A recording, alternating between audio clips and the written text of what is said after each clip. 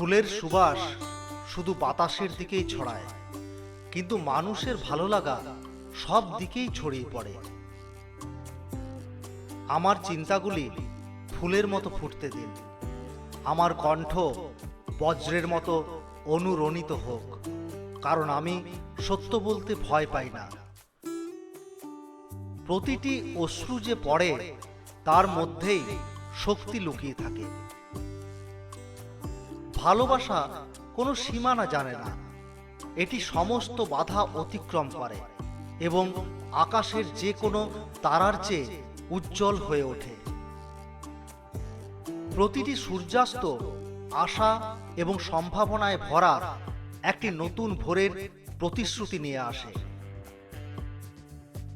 মেঘের উপরে উড়ে যাওয়া পাখির মতো আপনার স্বপ্নগুলিকে উড়তে দিন এবং অসীম আকাশে পৌঁছাতে দিন। শব্দের অপরিসীম শক্তি রয়েছে, তারা ক্ষত নিরাময় করতে পারে বা আগুন জ্বালাতে পারে।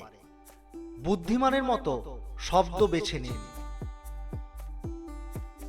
জীবনের চ্যালেঞ্জগুলি আপনাকে বাঁকিয়ে দিতে পারে, কিন্তু আপনাকে কখনোই ভাঙতে পারে না।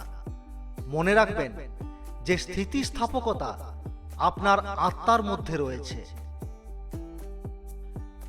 নিঃসঙ্গতাকে আত্ম আবিষ্কারের সুযোগ হিসাবে আলিঙ্গন করুন।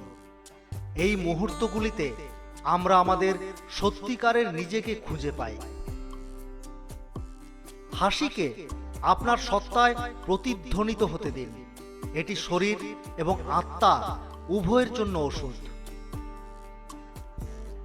যখন হতাশা আপনার দরজায় কড়া নাড়বে, তখন সাহসের সাথে এটি খুলুন এবং পথ প্রদর্শক আলো হিসাবে আশাকে আলিঙ্গন করুন।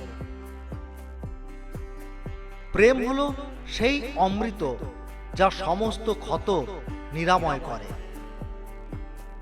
সত্যিকারের স্বাধীনতা শৃঙ্খলের অনুপস্থিতিতে নয়, বরং মনের মুক্তির মধ্যে রয়েছে। কপালে সুখ লেখা না থাকলে কপাল পাথরে ঠুকেও লাভ নেই। এতে কপাল যথেষ্টই ফোলে, কিন্তু ভাগ্য কখনোই খোলে না।